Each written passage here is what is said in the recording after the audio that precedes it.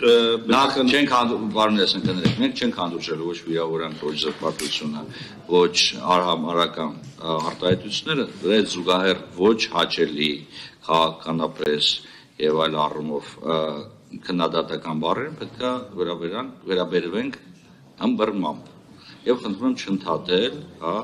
զեկուցող ենք, խնդրեմ։ Չէ, քանի որ դա ձեր մեծամասնության որտեղ գրած գիծն է, միշտ էլ վերջին խոսքը քանի որ համ խոսափողով, համ կանոնակարգով ձերն է եղել, դուք միշտ անդրադարձել եք ընդդիմադիրների խոսքին, որպես կանոն, հիմնականում ձևախեղելով այդ խոսքը կամ փորձելով վերագրել բաներ, որոնք որ չկան։ Բայց ես չեմ կաշկանդում դրանով, ես իմ խոսքն եմ ասում, երրորդ տարին է, որ մենք գլխավոր դատախազի զեկույցն ենք լսում, Տիկին Վարդապետյանի այս տարվա զեկույցը տարբերվում է նախորդ տարիների զեկույցից, իր ծավալով եւ որոշակի հարցերի վերաբերյալ առավել մանրամասը ներկայացումներով։ Եվ դա այո դրական կողմ է։ Բայց փորձենք հասկանալ արդյոք այնուամենայնիվ այն մտահոգությունները, որոնք որ Տիկին Վարդապետյանի ընտրության ժամանակ ներկայացված էր եւ այս տարիների ընթացքում անդադ բարձրաձայնվել, արդյոք այդ մտահոգությունները եւ կասկածները փարատվել են թե ոչ։ Եվ արդյոք այնուամենայնիվ ձեռնարկվել են գործողությունները, որոնք որ հանրության մոտ, ինչպես պարոն Նազարյանն էլ շեշտեց, արդարության նկատմամբ զգացողությունը ավելացել է թե ոչ։ Իմ գնահատական հետևյալն է, որ ցավոք սրտի այդ կասկածները չեն փարատվել եւ այդ մտահոգությունները շարունակում են մնալ, ավելին արդարության զգացումը հանրության լայն շրջանում իմ գնահատմամբ շարունակում է ոչ միայն տեղում դոփել, այլ նաեւ ավելի է խորանում իշխող քաղաքական ուժի պատկերացրած արդարության պատկերացումներում։ Այսինքն արդարությունը իշխող ուժի մոտ ձևակերպված փորձ արվում ներկայացնել իբրև թե հանրության պատկերացումը արդարության մասին։ Ես տվեցի մոտ 14 հարց Տիկին Վարդապետյանի հետ քննարկման ընթացքում ըստ էության պայմանավորվեցինք օրս ընթացքում շուրջ 8-9 հարց վերաբերյալ հնարավոր տեղեկատվությունը կտրվի, որպեսզի մենք կարողանանք մինչև լիագումար նիստը որոշակի ավելի հստակ պատկերացումներ ունենալ, որպեսզի կարողանանք նաև եզրահանգումները ճիշտ կազմակերպել, բայց այնուամենայնիվ այս պահի դրությամբ տեսեք մի քանի հարցերի մասով, առաջինը թե զեկույցի մեջ, թե խոսքում եւ թե նաև երբ մենք խոսում ենք իրավապահ մարմինների գործունեության մասին, ցավոք սրտի չենք կարող վկայակոչել դեպք կամ դեպքեր, երբ որ ակնհայտ նույն իրողության պայմաններում նույն արարքը կամ էականորեն նույն արարքը համարժեք գնահատականի արժանում։ Եթե անձը հակաիշխանական հայացքներ ունի, միանգամից այս ուղղությամբ գործողությունները ձեռնարկվում են։ Եվ թվում է, որ ինչ եղել, որ իրավապահ մարմինը դատախազությունը իր լիազորություններն է իրականացրել։ Ինչից եք դժգոհում։ Շատ լավ, բայց նույն արարքները, նույն գործողությունը, նույն արագությունը, նույն վերաբերմունքը մենք չենք տեսնում իշխանական հայացքներ ունեցողների գործողություններում։ Ամենավառ օրինակները դրանք նույն ատելության խոսքի, բռնություն գործադրելու, սպառնալիքների տեսքով հրապարակումներն են, արարքներն են։ Կարող եք մատնանշել 10 նման դեպք, երբ որ իշխանության ներկայացուցիչների կողմից կամ իշխանական հայացքները կիսողների կողմից, քարոզողների կողմից կատարվել են այս դեպքերը եւ այդ ուղղությամբ ձեռնարկվել են գործողություններ։ Չեք կարող։ Նույնիսկ ամենատարածված դրվագներում, երբ որ արցախացիության դրսևորումները massայական են դարձել, եւ երբ որ ասում ենք, տեսեք, հաղորդում ենք ընդ որում տվել հանցագործությունների մասին, ոչ մի հաղորդում ընթաց չի գնացել։ Բոլորը կամ չեն նախաձեռնվել քրեական վարույթ կամ վարույթի ընթացքում կարճվել։ Այդ ոնց է լինում, հենց որ Նիկոլ Փաշինյանի կամ իշխանության նկատմամբ մի հատ հայտարարություն է լինում նույն հիմքով, միանգամից գնում է գործողությունը։ Միանգամից, չգիտեմ, իրավապահ մարմինները հենց արագ քայլեր են ձեռնարկում։ Սկսած փողոցում կանգնած քաղաքացու նկատմամբ բռնություն գործադրելուց, երբ որ երկար ժամանակ կանգնած մարդը ուզում է հասնել, չգիտեմ, հուղարկավորության կամ եւ այլնի, եւ երբ որ սահմանափակում են նրա շարժը, սկսած այդ դրվագից ավարտված ամենատարբեր ուղղություններով։ Սա կարող է արդյոք հանրության մոտ օբյեկտիվության ընկալում բերի, իհարկե ոչ, չի կարող։ Եվ այստեղից է նաև առաջանում այն թերահավատությունը, որ ինչպես է ստացվում, որ գլխավոր դատախազը, որը սահմանադրությամբ լիազորություններով օժտված անկախ ինստիտուտ պետք է լինի, հանկարծ վերածվում է իշխանության շահերի պաշտպանի։ Տվյալ պահին իշխանությունը ներկայացնող ուժերի շահերի պաշտպանի։ Մեկ այլ դրվագում ակնհայտ է դառնում, որ օրինակ նույն ընտրակաշարքի մասով, ընտրակաշարքը լինելով զազրելի արարք եւ ենթակա լինելով այո քրեական պատասխանատվության, որևէ դրվագում մենք չտեսանք, որ իշխանության ներկայացուցիչներից մարդ ներգրավվեց այդ գործերում։ Իշխանությունը չի արել ընտրակաշարքի փորձ, բայց այդ եթե չի արել, այդ նույն բարեկարգում ասֆալտապատումը ո՞նց եղավ երկու դրվագում։ Նույն կամ զուգահեռ փողոցներ, հա։ Մեկը ասֆալտապատում է ընդդիմադիր հայացքներ ունեցողները, սա ընտրակաշարք է։ Հենց որ իրականացնում է ասֆալտապատումն ու խճապատումը իշխանության ներկայացուցիչը, սա բարեգործություն է։ Հա, դա կամ դա պետությունն է, կամ համայնքն է անում, մեջ կապ չունեն իրար հետ։ Այս եւ նման բազմաթիվ դրվագները ցույց են տալիս, որ մենք շարունակում ենք մնալ պետական ինստիտուտների այն ընկալման մեջ, որ եթե ինստիտուտը կա, ուրեմն դա պետք է ծառայի իշխող ուժին։ Ցավոք այդ մտահոգությունները դեռևս փարատված չեն, ու այդ չփարատված մտահոգությունները ել ավելի է խորացնում հասարակության մեջ արդարության նկատմամբ այս անջրպետը, ու խորացնելու է այնքան ժամանակ, քանի դեռ մենք բոլորս առաջին հերթին անշուշտ իշխանությունը, որը վարք է թելադրում, վարքագիծ է թելադրում, ինքը եւ այո նաեւ ընդդիմությունը, եթե չեն կարողացել այս արդարության զգացողությունը հավուր պատշաճի տեղ հասցնել։ Ինչ է նշանակում քաղաքական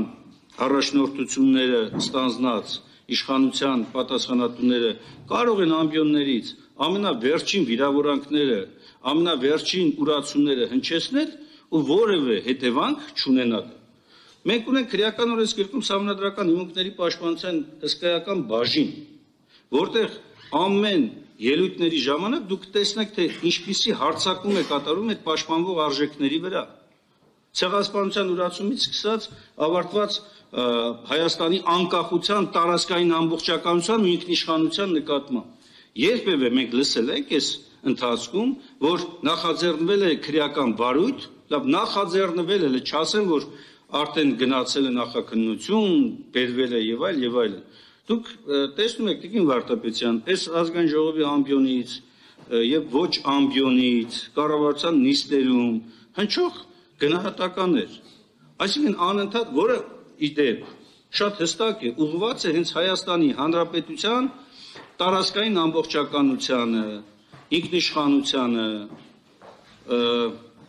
սահմանների անձեռնմխելիությանը պաշտպանվող համակարգերի։ Ուղղված է։ Եվ այդ առումով, որ քրեական օրենսդրությունը նախատեսել է պատժիչ միջոցներ, ոչ մի քայլ չի ձեռնարկում, բայց հակառակը, հենց մի հատ այլընտրանքային կարծիք հնչում է ոչ իշխանական տեսակետի կրողների կողմից, միանգամից հայտարարություններ է գնում, կոչ ենք անում ձեռնպահ մնալ ինչերից, սպառնալիքներից, ատելության խոսք տարածելուց եւ այլն։ Եթե դա չի զսպվում, չի կարող այս կողմից զսպվել։ Եթե գեներացնողը այդ վարքագիծը չի զսպվում, չի կարող այդ վարքագծին արձագանքողը հանկարծ հայտնվի իրավապահ մարմինների ուշադրության կենտրոնում, թիրախում։ Չափազանց կարևոր է, որ այս տարի մենք ունեցանք նաև քննչական կոմիտեի, հակակոռուպցիոն կոմիտեի զեկույցները, ինչը մենք այն ժամանակ ենք դրական գնահատել այս նախաձեռնությունը, որ կարեցիք, եւ շատ կարևոր է, որ հիմա սկսվում է, բայց հետագայում պետք է ընդլայնվի, բայց պետք է ընդլայնվի այնպես, որ մենք կարողանանք այս բլոկի ամբողջական գործողությունները գնահատենք։ Այս պահին իմ գնահատական հետևյալն է, որ թե քննչական կոմիտեն, թե հատուկ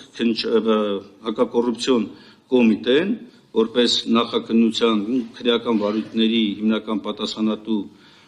նախաձեռնողներ եւ իրականացնողներ դեռևս հեռու են իրենց համանդրական կարգավիճակին համապատասխան լիազորություններ իրականացնելուց։ Սրա խնդրը նաեւ մենք ունենք օրենսդրական մակարդակում, որտեղ ով ինչ ուզում է ասել, չի կարող գործադիր իշխանությունից անկախ գործել նախաքննական մարմինը, որի ղեկավարը նշանակվում է գործադիր իշխանության կողմից, որի ներկայացուցիչները կառավարության նիստերում անընդհատ մասնակցում են, անկախ նրանից հարցը վերաբերում է իրենց, չի վերաբերում իրենց, եւ որտեղ ըստ էության հանձնաժողովները, որոնք որ իրականացնեն այդ մասնագիտական պատշաճ հսկողությունը, գերազանցապես գտնվում են գործադիր իշխանության կառավարման ներքո։ Նույնը վերաբերում է նաեւ գլխավոր դատախազությանը։ Ես իսկապես շատ եմ ուզում, որպեսզի իմ այս մտահոգությունները, իմ այս կասկածները փարատվեն։ Դրա համար եմ ակնկալում անշուշտ այս հարցերի պատասխանները, որ լիարժեք հնչեն։ Եվ նախավերջին ասեմ, ուժային կառույցների կողմից իրականացվող ապօրինի գործողությունների մասով, եթե նաև բերետների կողմից այդ դաժան վերաբերմունքը, խոշտանգումների փաստերը, որոնք որ պատշաճ ոչ մենակ քննության չեն ենթարկվում, նույնիսկ պատշաճ ուշադրության չեն դարձում այդ մասերով։ Ու տպավորություն է, որ հաճախ այս անձինք խրախուսում են նույնիսկ այդ վերաբերմունքի համար։ Հակառակ դեպքում չէր կարող, ասենք, մարդը, որը որ հայտնի է հանրության մեջ իր ջարդարար վարքագծով, մի հատ էլ ձեռքերը սենց բանը անում, ինչ են կոչում դա, նախավարժանք է անում մարդկանց վրա հարձակվելուց առաջ, այդ մարդը չէր կարող պաշտոնավարել։ Ես հատուկ անուն չեմ տալիս, որ չասեք թիրախավորում եք կոնկրետ անձի, բայց կարող վերցնենք բերետների մեջ հերթով, շարքով, որոնց վերաբերյալ լիքը տեսագրություններ կա, սկսած ազգային ժողովի պատգամավորի նկատմամբ ակնհայտ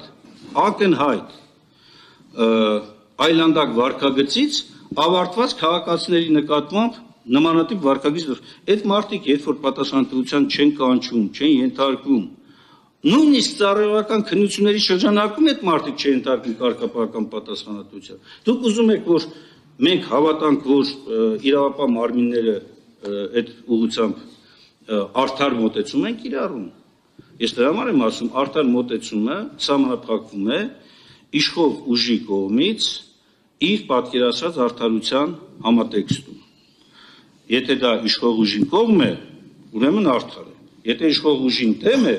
վայ անարդար է եւ գնում է ըստ բան։ Եվ վերջինը ապօրինի գույքի մասով անշուշտ այստեղ շատ բան կա, անելիք տեղ կա, պարոն Վարդանյան, մենք պայմանավորվել ենք, ես սպասում ենք Սահմանադրական դատարանի որոշմանը։ Տիկին Վարդապետյան, մենք այստեղ իսկապես շատ կա աշխատանք անելու։ Դուք ասում եք, չկա այտենց մի մեծ բան, բայց իրականում այս 101 էջանոց որոշումը, որ կարդում ես, հսկայական բաներ կան, որոնք որ պահանջում են օրենսդրության վերանայումներ։ Եվ սրա ձգձգելը կարող է շատ ավելի վատ հետևանքներ ունենա նույն իրավունքի գերակայության սկզբունքը լիարժեք ապահովելու, պահելու, առաջ տանելու ուղղությամբ։ Ու մի այդ որոշումները չեն կարող հենց այնպես ուղղակի հայտարարություններ լինել կամ նախադեպային պարզապես փոքր բաներ լինել։ Սրանք բոլորը կարիք ունեն հիմնարար արտացոլելու մեր օրենսդրության մեջ, որպեսզի հետագայում մենք խնդիրներ չունենանք։ Ես վերահաստատում եմ մեր մոտեցումը կրկին եւ քանի որ անդադ մանիպուլացվել է մեր այդ դիմումը, Սահմանադրական դատարանին, երբ որ մենք դիմել էինք, բոլորը քաղաքական մեծամասնության ներկայացուցիչներն ասում, «Վայ, դուք դեմ եք ապօրինի գույքի բռնագանձմանը, տեսեք նորից գլխով եք անում»։ Դուք մեծամասնությունը ստում էր։ Եվ շարունակում է այդ ինձ ստում եք մի ասեք, չէ, որովհետև համ ասում եք գլխով եք անում, համ ասում եք ստում եք։ ասեմ, որտեղ մեր նպատակը ի վերջո օրենքի գերակայ ստում էիք դուք։ Հիմա եթե շարունակում եք պնդել, որ մենք դեմ ենք ապօրինի գույքի բռնագանձմանը, ուրեմն Տիկին Թովմասյան, որովհետև այդ օրենքում պարունակվող բազմաթիվ նորմեր, ինչպես որ նաև Սահմանադրական դատարանը իր որոշման մեջ գրեց, իրավունքի գերակայության հիմնարար սկզբունքին հակասում է։ Ոնց թե չեք կարտացել դուք այդ որոշումը, բա որ կարտացել եք այն մեկնաբանությունների մեջ, որ ինքը տվել է։ Ես գիտեմ, որ դուք դե անդրադառնաք, մենակ ինձ մի վերագրեք բաներ, որ ես չեմ ասել, ես գլխից զգուշացնեմ ձեզ։ Չէ, բայց իմ խոսքը շատ հստակ է մասով։ Ապօրինի գույքը պետք է բռնագանձվի, այն պետք է բռնագանձվի իրավունքի գերակայության սկզբունքը հաշվի առնելով, պահելով եւ հանրային գերակա շահը նկատի ունենալով, ոչ թե իշխանության շահը, ոչ թե ընդդիմության շահը, այլ հանրային շահը, գերակա շահը, պետականության գերակա շահը պիտի պահպանվի։ Խնդրում եմ մի մանիպուլացրեք, պետությունը դուք չեք, պետությունը իշխանությունը չէ, իշխանությունը գալիս է, գնում է, իշխանություն ես նկատում եմ այդ պահի դրությամբ կառավարող ուժին, էլի, որտեղ իշխանությունը ժողովուրդն է, ի վերջո եւ մշտականը, բայց միշտ իմ եզրափակիչ խոսքը հետեւյալն է, միշտ պարոն Ազարյան, դուք պարոն Ասյանը ավարտի։ Միշտ հիշեք, որ յուրաքանչյուր գործողություն ժամանակի ցանկացած պահին